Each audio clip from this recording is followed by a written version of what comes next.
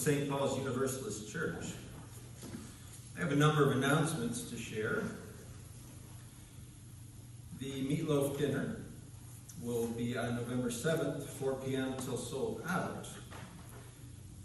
A reminder that if anyone plans to order takeouts, it would be appreciated to give orders to Pat Rabowski, as we'd like to have a heads up on how many dinners to plan for.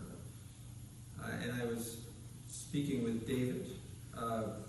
We have all the food donations that we need, though we are still accepting cash donations to help cover the cost of containers, because we do, I think most of our business is takeout, especially, it's all takeout, right, because the Black Death is still going around, yes. A reminder from Pat and Julie to, is this for me personally? No, the newsletter deadline is today. Please give articles and reports ASAP. Me too. Oh, and to Mark. It's to Mark and I. Thanks. Stupid full-time jobs getting in the way of church business. And a little backstory for this last one. I agreed several months ago to perform a wedding next Sunday, not even cognizant of the fact that it happened to be falling on Halloween. And I thought, who could I ask to do the Halloween service? And then I remembered Justin.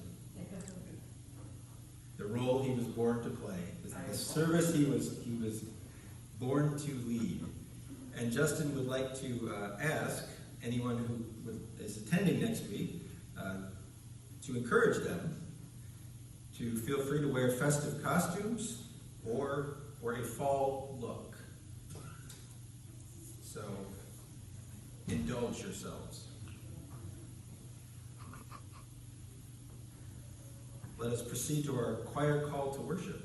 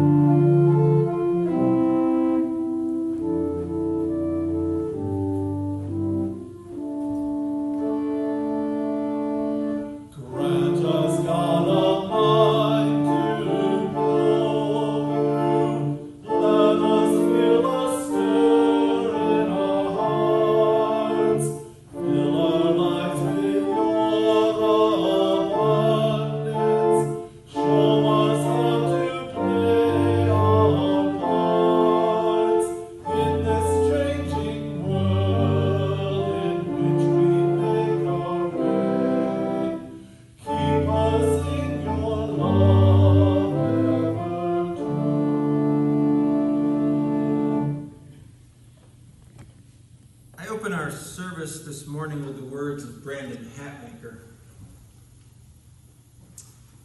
Sometimes I would like to ask God why he allows poverty, suffering, and injustice when he could do something about it. But I'm afraid he would ask me the same question. Welcome to our Sunday service. Our opportunity to come together on our shared spiritual journeys. We come from all the places of our separate lives to this hour, from love and grief, hope and worry, solitude and activity, to seek renewal and to find celebration, lifting a cloud of daily concerns, pleasures, and pains. We pause to give thanks, to feel wonder, and to experience the privilege of living.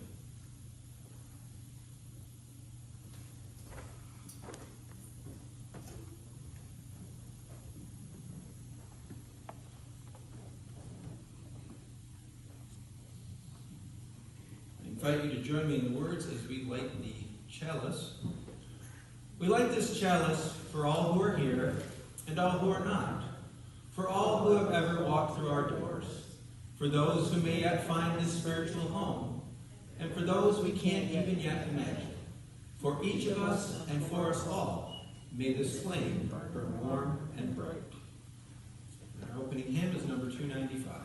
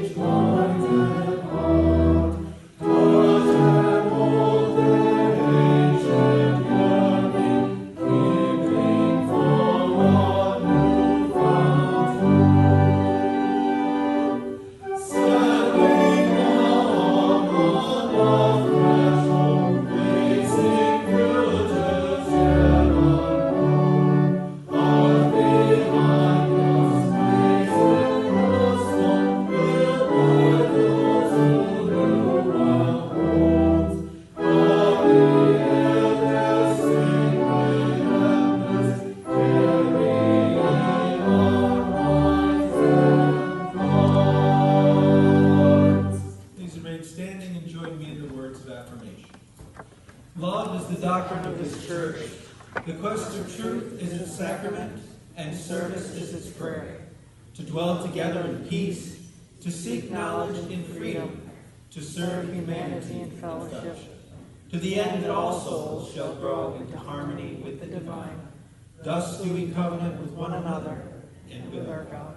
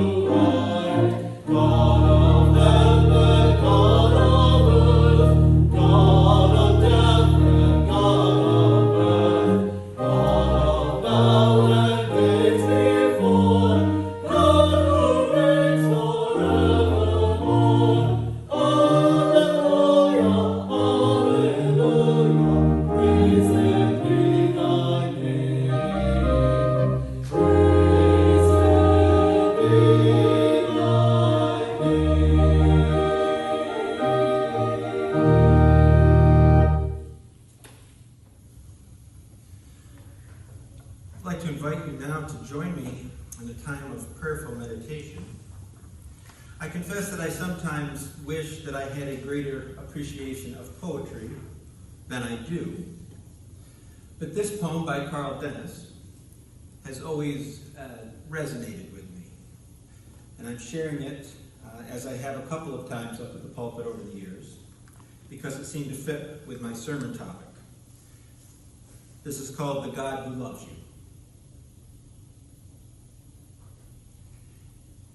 It must be troubling for the God who loves you to ponder how much happier you'd be today had you been able to glimpse your many futures. It must be painful for him to watch you on Friday evenings, driving home from the office, content with your week.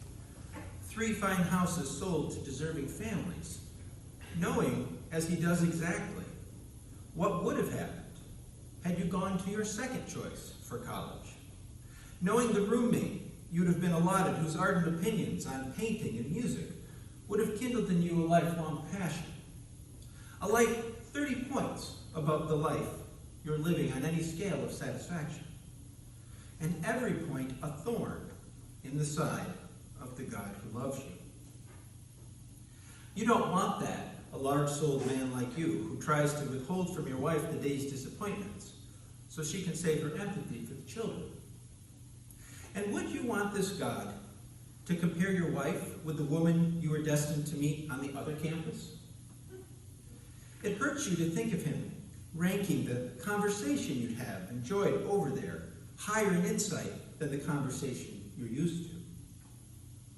And think how this loving God would feel knowing that the man next in line for your wife would have pleased her more than you ever will, even on your best days when you really try. Can you sleep at night believing a God like that is pacing his cloudy bedroom, harassed by alternatives you're spared by ignorance? The difference between what is and what could be will remain alive for him even after you cease existing. After you catch a chill running out in the snow for the morning paper, losing 11 years that the God who loves you will feel compelled to imagine scene by scene. Unless you come to the rescue by imagining him no wiser than you are, no God at all, only a friend, no closer than the actual friend you made at college, the one you haven't written in months. Sit down tonight and write him about the life you can talk about with a claim to authority, the life you've witnessed, which, for all you know, is the life you've chosen. We will now share a moment of silence where we listen to the wisdom of our hearts and minds.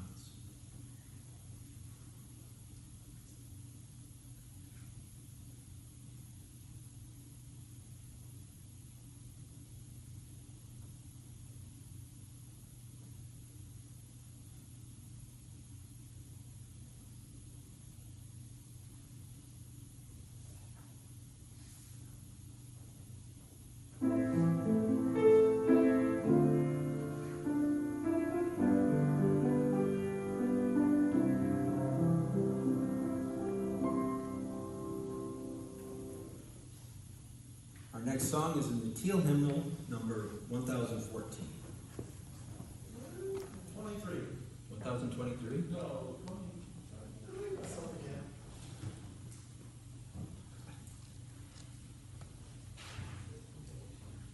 No, I did. It's 23. Oh, it is 20. All right. In the gray hymnal. I messed up this time. That's what it was. Not that it matters.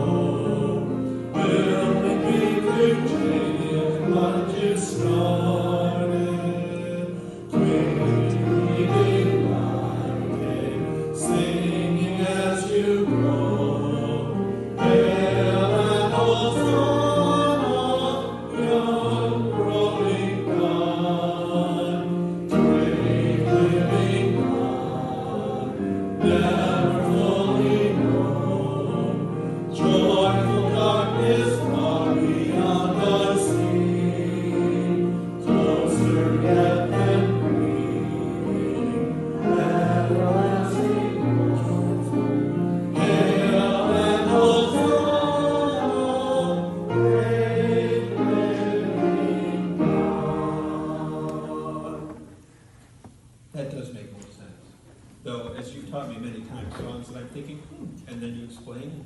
It's like, yeah, that does make sense. The lesson here, folks, is to not put your PowerPoint together while your cat is right there. One of your cats. One of our cats. This sermon was inspired by the writings of Benjamin Corey, who is a progressive Christian. And before I begin, a brief disclaimer. I'll be talking a lot about God today, and for the sake of simplicity, and only for that, I will be referring to God as He, though I just as easily could use she or they or it.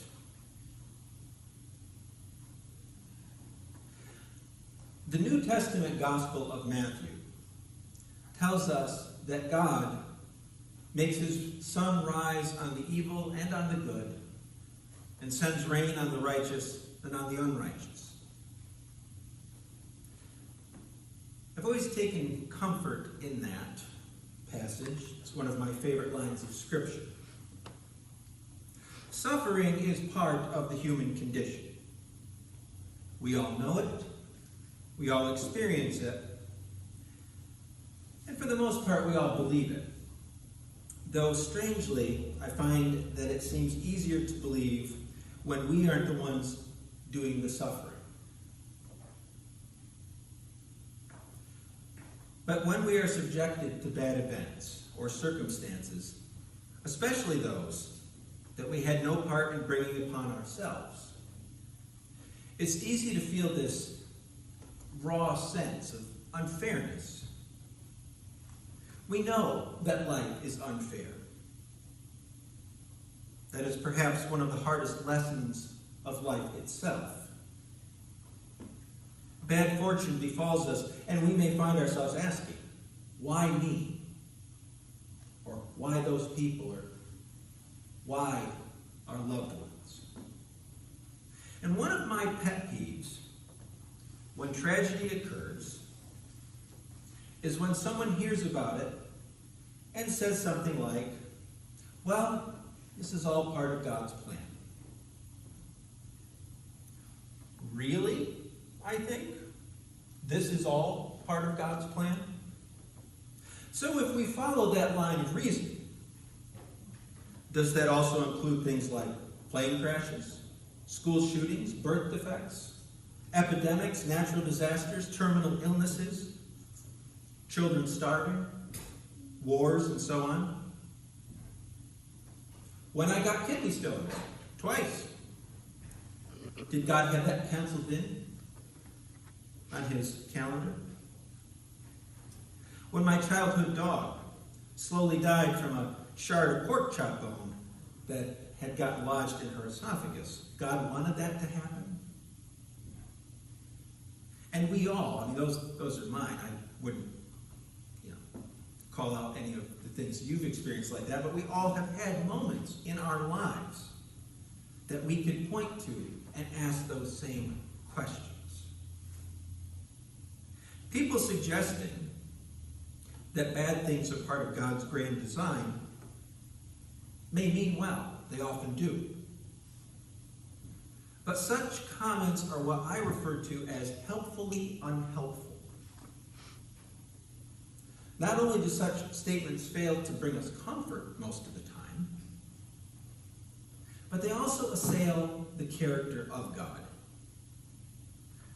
The idea that a loving God would have a plan that involved wiping out thousands in earthquakes and tsunamis, people having cancer, parents losing children, car accidents, trauma, abuse, and all manner of pain and suffering, is incompatible with any concept of universalism that I believe or understand. And this quandary has troubled humankind for centuries. There's even a fancy word for it, theodicy, which is an explanation for how a loving, all-powerful, all-knowing God can allow the existence of physical and moral evil. Now, I'm not going to delve into an advanced philosophical discussion, and while I certainly do not consider myself to be an atheist, I would say that I have a complicated and evolving view of the Almighty. But on the face of it, think about this. If everything is according to God's plan, and every life event is being directed and controlled by Him, then God is really bad at making plans. People who say that an unfortunate event is part of God's plan, when pressed as to why, may say something like, well, we'll never really understand God's plan. That also is of little comfort. Think of times in your lives filled with tears and overwhelming sadness. And you'll realize that no plan that involves so much heartache could be understood. It's not that people are being mean-spirited when they say such things. They're trying to make us feel better, to comfort us, trying to make sense of sadness and suffering, to explain what may be inexplicable.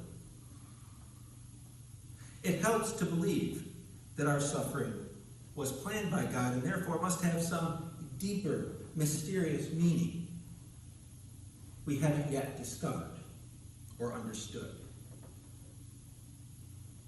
Sometimes we'll say that God planned the suffering perhaps for our benefit. Remember that old saying, little suffering is good for the soul? Other times, we'll be tricked into believing that God planned the suffering to punish us in some way. It's ingrained in our culture. Old Testament God did it all the time. He was always raising the ancient Hebrews up only to bring them low when they strayed from the path, sending a prophet to warn them and lead them back out of their sin and suffering. The twin cities of Sodom and Gomorrah were so wicked that God literally wiped them off the face of the earth. Going further back to the story of Noah, God was so disappointed in His own creation, humanity, that He saved one family, one pair of each type of animal, and drowned all other life in a massive flood. I grew up listening to my mother recount the story of how she went out and played when her parents were away, instead of doing the dishes first like she was asked. So they said, hey, Nancy, do the dishes, then go out and play. But then they left, and she's like, well, I'll play and do the dishes after. They'll be none the wiser. She went out on the family swing, fell off, and broke her arm. The lesson, she told me, was that God was punishing her for disobeying her parents. Human beings are really good at something called apophenia, which is the tendency to see patterns where none exist. We want to make sense of our suffering. We need to. But no matter how much we try to explain or rationalize it, we end up with the same dilemma. If these things are all part of God's plan, then it would follow logically that God is the source of evil and suffering. The bottom line is that no matter how well-intentioned or desperate for answers we may be, trying to fit all of the tragedies and sadness of life into some supposed master plan that God has created makes way more problems than it solves. And the more I consider this notion, the more I am convinced that any belief or worldview that makes God the agent of cause in our suffering should be rejected. That includes the idea that God has a grand design where everything that happens in life is divinely ordained. If you stop and think of all the tragedy and misfortune in the world, the idea that God plans it in my view, just doesn't seem to hold up. As a universalist, I find that instead of saying that God has a plan, I prefer to think that God has a certain desire, a certain will, a certain heart. And the foundation of that is love. Just love. This means that whatever God wills and whatever God desires to bring into reality is rooted in love. And if you follow that through, God does not, therefore, will our suffering and heartache. He does not will our losses or the brokenness we experience in our lives. Albert Einstein once said that God does not roll dice. There is an order to the universe. There's also free will. If the natural world follows physical laws and we are free to make choices, then suffering is not ordained, but it is a possibility. Everything happens for a reason. I used to hate that expression, but it's true. If you smoke 2 packs of cigarettes a day, you're more likely to develop serious lung condition. If you live near a coastal area, you're more likely to be impacted by rising sea levels, hurricanes, tsunamis, and the like. These things are not inherently evil. They are choices that we make or the end result of physical laws. The consequences of our actions or the outcomes of natural events will happen for a reason. They will. But there is another truth I have learned, one that gives me comfort and perhaps will do the same for you. Everything happens for a reason, but not everything happens for a purpose. I am not an expert.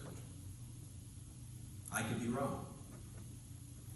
I'm trying and will continue to try to understand for the rest of my life. I'm also trying to make peace with the fact that there will be things that I will never understand, in this life anyway. But the way I accept the existence of evil, while still choosing to believe in God, and a loving God, is to view him or her or it as a loving parent. A good parent wants what's best for their children. They want their children to live good lives and to experience those lives to the fullest. At the same time, parents understand that experience is an excellent teacher, and there are lessons that will be painful to learn. A child who is always sheltered will become stagnant. He or she will be stunted in their development. Parents can counsel, nurture, and guide their offspring. They may have plans for their children, but they accept that part of being loving is accepting their children as they are, allowing them more and more freedom of choice as they grow, while also accepting that some of those choices may lead to bad outcomes. Some choices will go against what the parent would want. Instead of trying to rationalize our suffering as being from the hand of God, which in turn makes God an agent to be terrified of instead of a loving creator, we should instead be open to the idea that a lot of what we experience in life perhaps isn't part of God's plan at all. And honestly, if we take that perspective, we really need to stop blaming him, because we pin some really horrible and tragic life events on God. In our hurt, in our anger, we may jab a finger toward the sky, believing that God caused that car accident, sent that tornado, or gave that cancer in order to fulfill some sort of plan. Why don't we instead acknowledged that really sad and difficult life events did not come from the will of God and were not in any way planned or ordained by God? What if we instead saw God as someone who joins in our suffering instead of causing it? There's a relatively new way of thought known as process theology. And among other things, it proposes the idea that the creation has continued, changing and evolving since the beginning. It's ongoing. It envisions a God who is not only the source of, but also a part of the creation.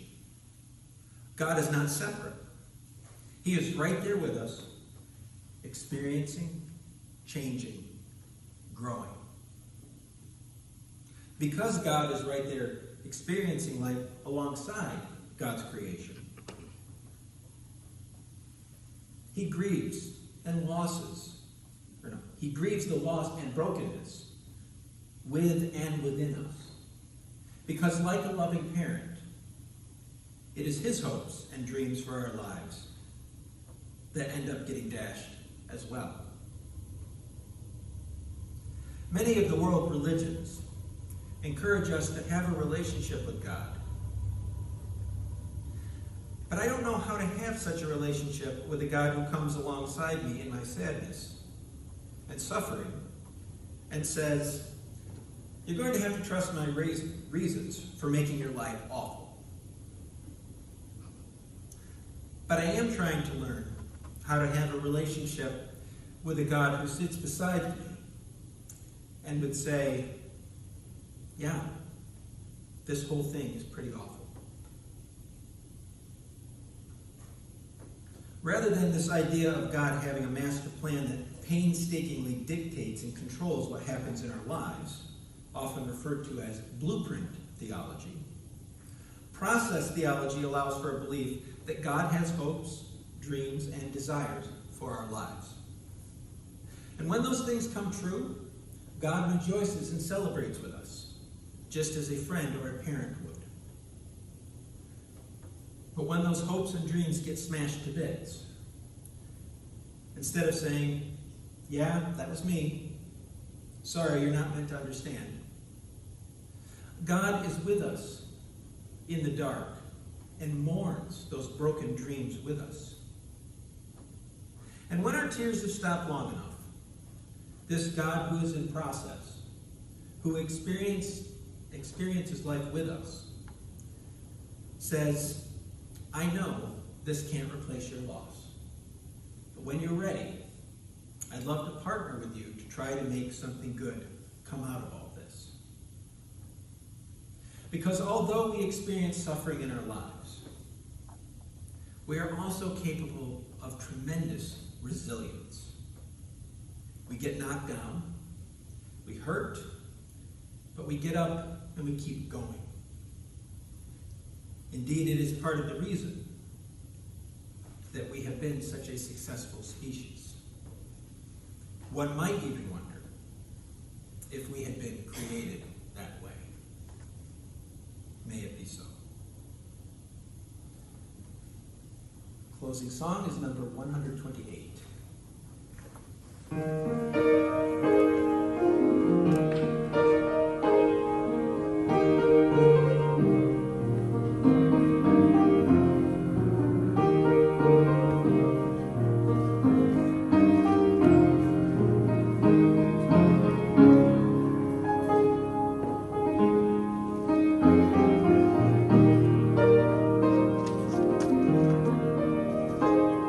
For all the days of life, we sing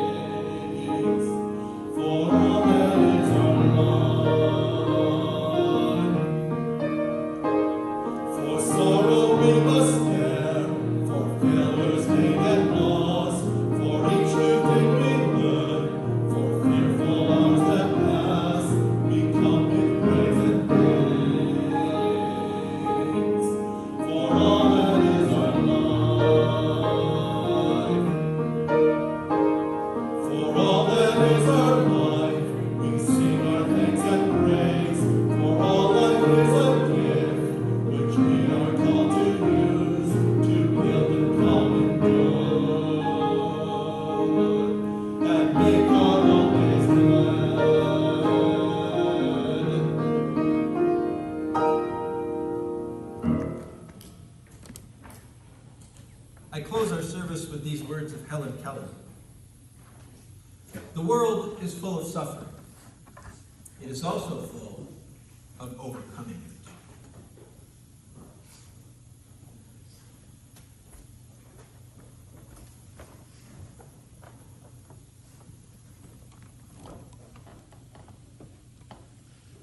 Please join me as I extinguish the chalice. The flame is extinguished, but not our hope for the future, our courage in the face of crisis, or the love we share in all the world.